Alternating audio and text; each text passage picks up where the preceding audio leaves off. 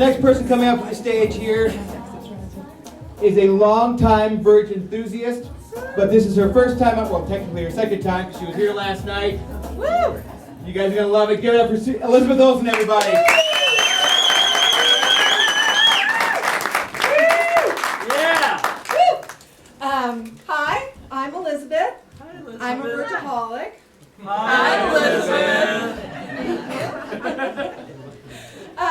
So, something that you should know about me before I tell you this story is that I grew up in suburban Philadelphia, raised by a single mother who was a puritanical Yankee who had an absolute vendetta against baby fat and jiggly boobs. So, you know, my training bra had 3 hooks. Right? I went to my first dance, you know, junior high, oh blush, in a girdle and a lunch lady bra. Yep. Yep. I look at the pictures from that time, and my mother basically dressed me like Tootsie. I was really, really popular. So, I really wasn't super enthusiastic about my physical being, right? I'm pretty sure there's something wrong with it. So when I graduated from college, I decided I was going to move to California and lose my mother and find myself, right? Because that's what you do in California, right? Yeah. So I hook up with this guy, and he's got like sun-bleached hair and big blue eyes and a beautiful smile and a fantastic tan. And his entire wardrobe consisted of t-shirts and board shorts. Right? Gorgeous. Yeah, because I was aiming high. But anyway, the one drawback to Mr. California was that he was a nudist.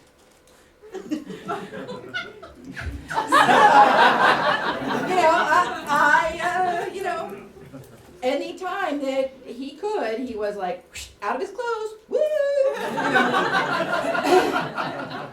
And he okay.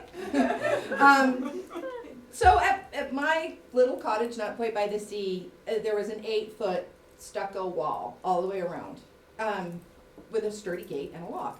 So there really was a sense of privacy, and he worked on me until eventually I too was not wearing clothing.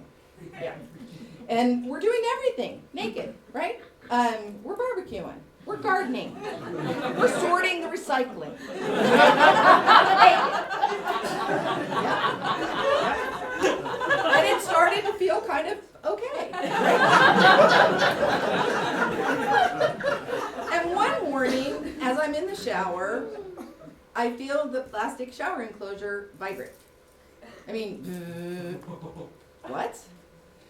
So we go and remove the access panel on the back wall of the house, and lo and behold, a huge swarm of honeybees has taken up residence in the back wall, and they have built this huge honeycomb. I mean, 8 crenellations honeycomb with thousands of bees.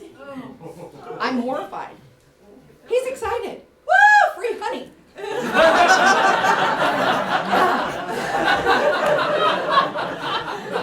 Yeah. So he comes up with this plan. He's going to subdue the bees with pot smoke.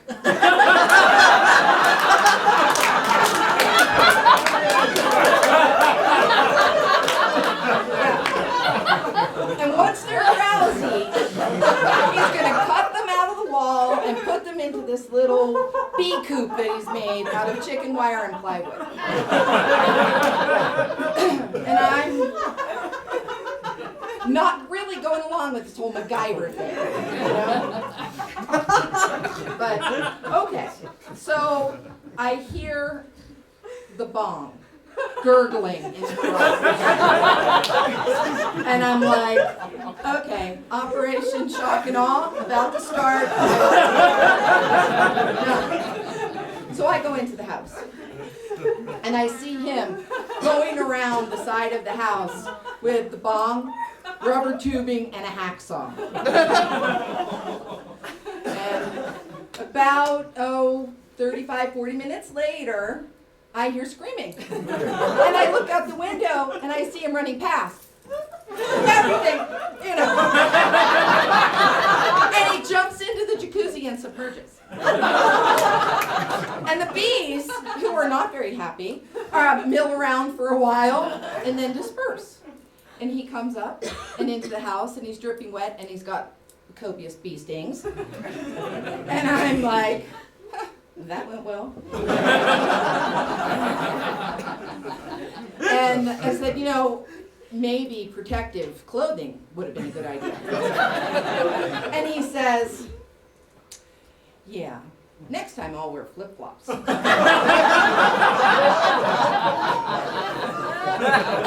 Yeah. So I called a beekeeper to come and remove our tenants, and he came and did this. And he wore long pants, a long sleeve shirt, sturdy shoes, gloves, a hat with netting, and he didn't do anything with pot smoke.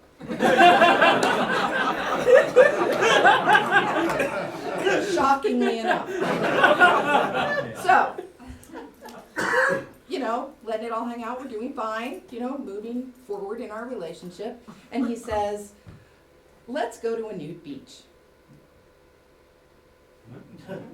Oh, out in public? Okay. So we get up before dawn, load everything into the car, and drive 2 hours south. Pull into the parking lot at the top of the cliffs, and we have all of this stuff. Cooler, hibachi grill, beach bag, blankets, fishing gear, stuff.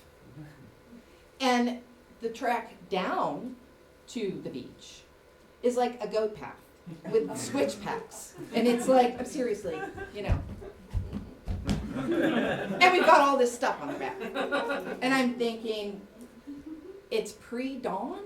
I'm not a pack animal. Where are the Sherpa? But no, got all schlep it down. Okay, fine. I'm thinking as we're going that any moment I'm going to fall off the side and fall to my death. And I will be found. And the local headlines will be, local woman found dead on nude beach. Not good. But we made it to the bottom, and that was fine. And we set up all of our stuff in this nice little alcove at the base of the cliffs. And he's like, immediately out of his clothes, grabs his fishing gear, races to the surf line, woo, And I'm watching him. And there's something cute about watching your guy's little cottontail bouncing in the surf as he's trying to land some sort of wily croaker, So, and he looks at me and he's like, you gonna give it a try? I'm like, no. I'm gonna stay in my sweats because it's not even dawn and it's cold. Whatever. Okay. So, I actually went back and napped for a little bit, and then I started watching more people arrive. And they look like regular people, right? They're families. There's little kids. There's even dogs. And so I decide, well, okay, I'm going to stroll around and see what's to be seen and talk to some people because that's what I do. I talk to people. I have been accused of being able to make friends with mannequins. It's true. So, I lose the sweats. I'm in my sundress and sensible one-piece swimsuit with built-in underwire bra. Thank you, Mother. For a stroll down the beach. And I'm looking at people and talking to people. And I come upon a volleyball game. And they're playing volleyball. And things are jiggling and bouncing. And everyone's having fun. And I hear in my head, well, those will be to their waist by the time they're 30. Get out of my head, Mother! After talking to a woman about brownies and the poor thing had the most horrible case of full body eczema I've ever seen. I realized that these people weren't about body beautiful, seeing and being seen. They just like to be outside with no clothes on. And in her case, I think, she needed the vitamin D on her skin, and it probably felt better, right? So I was kind of being a prude and a freak, because I was bucking the trend. So I went back to the blanket and removed my clothes. And it felt okay. And I stuck my tongue out at my mom. And then I slathered up with sunscreen. And then I found out that there's something in sunscreen that really, really burns when it gets on the tender vittles. So as quickly as I could, I made my way to the surf line and plunked down and kind of did the booty scooch. So I could rinse it off without making it look like I was rinsing it off. And that was okay. I mean, once I was there and in the water and I got used to the temperature, I thought, oh, this isn't so bad.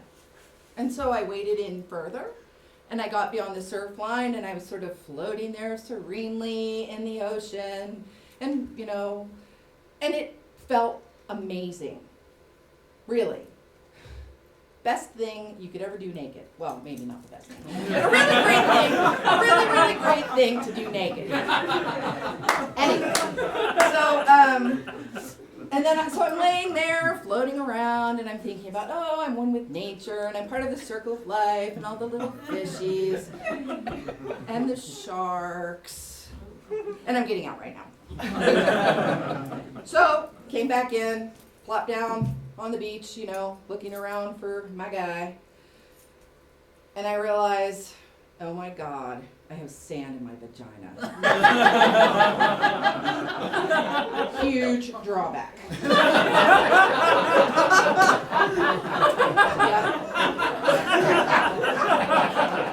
So then, eventually, we are done for the day. I am relieved, actually, to be able to put clothes back on. And we schlepp all of our crap back up to the top of the cliffs and to the parking lot. And I noticed that the parking lot is really full. I mean, much fuller than it should be for the number of people that are on the beach. Huh, that's odd. So I mentioned it to Mr. California, and he's like, oh yeah, because there's a lot of creepy peepers that come and want to watch the nudies. Look, like that guy over there. And I look over there, and here's this guy crouched down in the shrubbery with the non-people watching the beach. And suddenly, I'm out of breath for a reason other than having to cart my household back up this cliff. And I am never, ever, ever doing this again. So the next trial was I got to meet his family. And I'm thinking, oh, sweet. We're really progressing. I'm meeting the fam. Sweet. So I buy a new dress, and I fuss with my hair and my makeup, and I buy an overpriced bottle of wine, and off we go. So we arrive at his sister's house, and he prances through the front door and out of his clothes. Hi, we're here. And she comes in from the backyard, and she's beautiful. Long hair, big eyes, great tan. And she comes in for the hug. And she's naked. And I'm backpedaling and saying, wow, what a great house you have. Here's some wine. Yeah. And then I meet her husband. And their 2 sons, ages 7 and 5. And they are also naked. And we proceed to have a very awkward dinner. Where do you look? And what do you say? This is terrific pasta. Jesus, she's naked. What do you do for a living? Oh my God, he's naked. How do you like school? They see their parents naked. And at one point, the youngest child says to me, why are you wearing clothes? And And my mother immediately says, because that's what decent people do.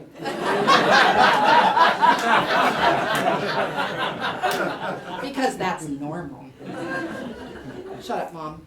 I've got this. I have a new dress on and I wanted to show it off. So it ends. We leave. Mr. California is livid. I ruined the dinner by making everyone so uncomfortable. I did this. And I'm thinking, what? I'm sorry. I know that your sister prefers a Brazilian wax. I know what your brother-in-law's penis looks like, and I know your nephews are uncircumcised. I should not know these things. Ever.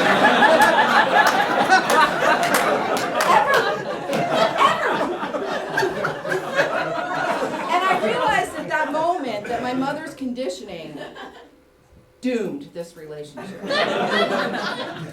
Yeah, so I have subsequently found a man who is decently clothed. And we are raising a child who also wears clothes. And, there have been a few times in my life where it's been necessary to be naked, and I've done it, and I've been okay with it. And I guess I have to thank Mr. California for his immersive training on how to be exposed.